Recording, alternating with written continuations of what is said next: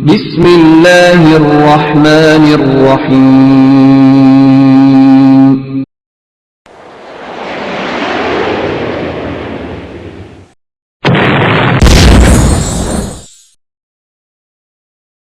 بسم اللہ الرحمن الرحیم. محترم سامعین، جنوری سن 2010 میں معراج ربانی پر ہندوستان میں گستاخ اولیاء کا مقدمہ درج ہوا اور وہ 11 ماہ تک چلا. ضمانت کے بعد اس نے جو انٹرویو دیا اس میں اس نے یہ موقع اختیار کیا کہ اس نے 14-15 سال قبل بھی معین الدین چشتی رحمۃ اللہ علیہ کی بابت کوئی گستاخی کے کلمات نہیں کہے تھے، بلکہ کٹ پیسٹ کر کے آدھی بات ادھر آدھی بات ادھر کر کے موبائل میں ایسے چلائے. کلپ سنیں. ہماری سیدھیاں 14-15 سال پہلے ٹھیک ہے، ہم نے صوفیائیت کا ایک نقشہ پیش کیا کہ صوفی لوگوں کے ایمان اور عقیدے کیا ہیں. ہم نے معین الدین چشتی اجمیری کے تعلق سے بھی کوئی گستاخی کے کلمات نہیں کہے. تو اس کے باوجود بھی اصل میں کیا ہوا، یہ چونکہ یہ میڈیا کا دور ہے، کٹ پٹ کر کے یہ لوگ جو ہے آدھی بات ادھر آدھی بات ادھر کر کے انہوں نے SMS کے ذریعے موبائل میں ڈال کر کے اور لوگوں کو گمراہ کرنے کی کوشش.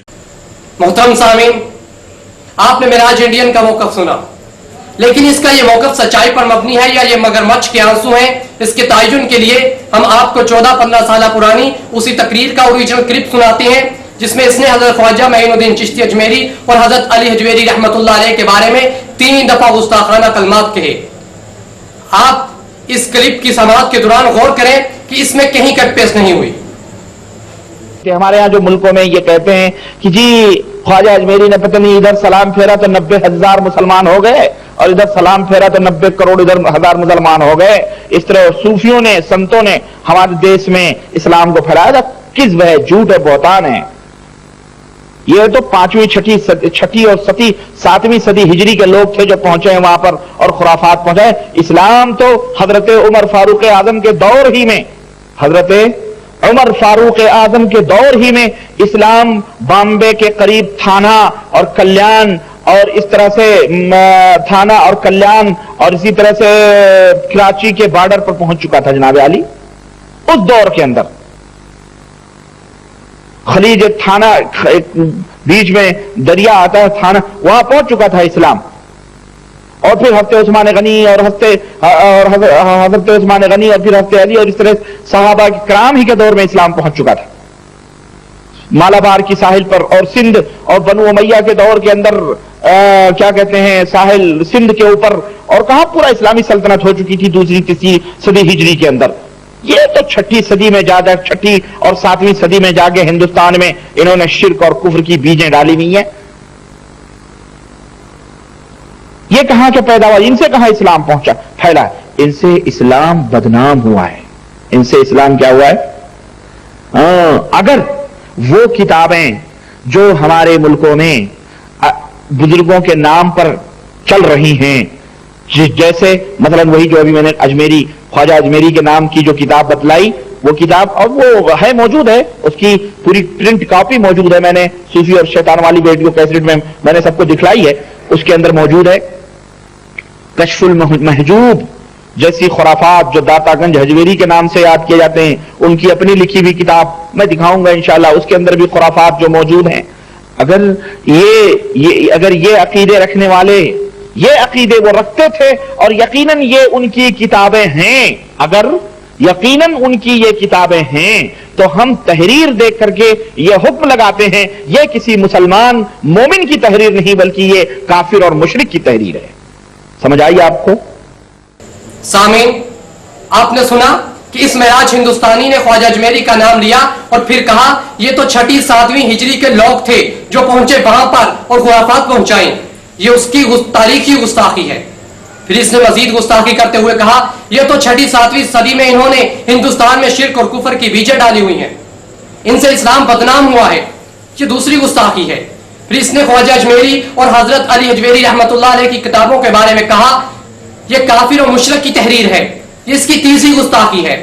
سامعین، اب آپ ہی فیصلہ کریں یہ جھوٹا شخص کس منہ سے کہتا ہے کہ اس نے پرانی تقریر میں خواجہ معین الدین چشتی اجمیری کی بابت گستاخی کلمات نہیں کہے تھے، اور آپ بھی فیصلہ کریں کہ اس کے کلپ میں کہاں کٹ پیسٹ ہوئی ہے. اور اسی طرح یہ تقریر نیٹ پر مختلف جگہ پر بھی موجود ہے. کیا آئندہ آپ ایسے جھوٹے لوگوں پر اعتماد کریں گے؟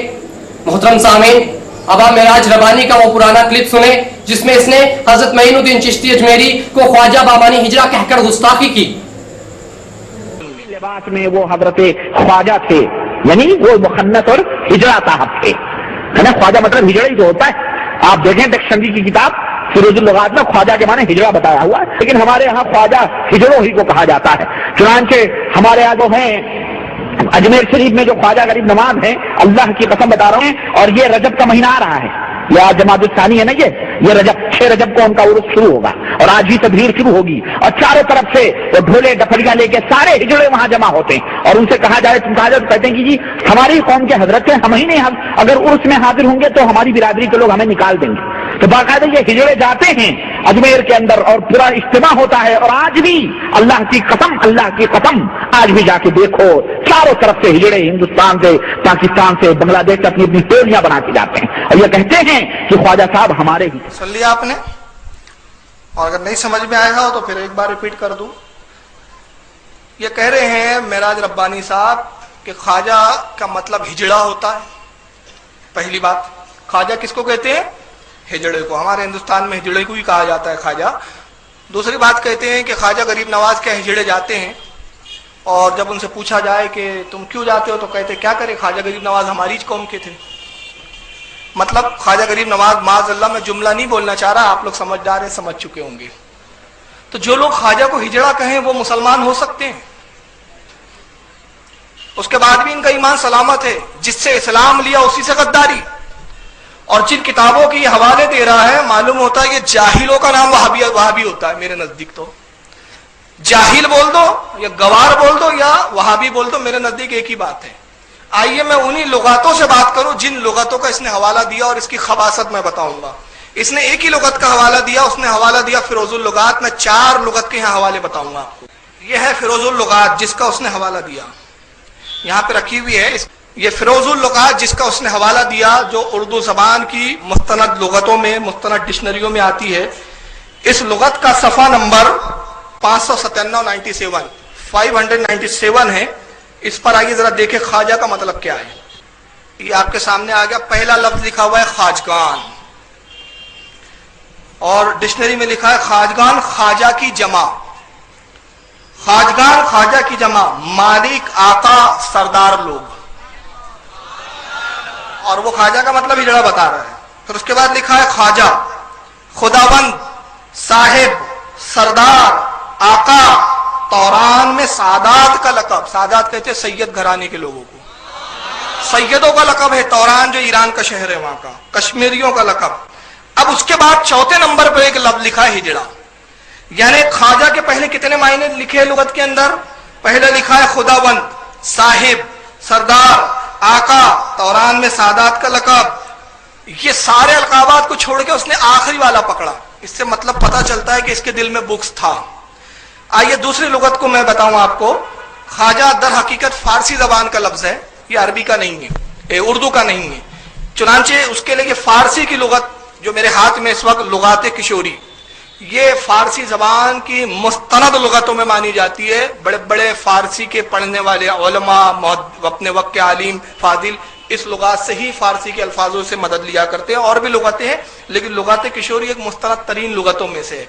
लुगत किशोरी में ख्वाजा का क्या मतलब बताया, जरा ये देखिए। लुगत किशोरी का सफा नंबर 177 है। इसमें भी लफ्ज ख्वाजा आपको नजर आएगा, ख्वाजा।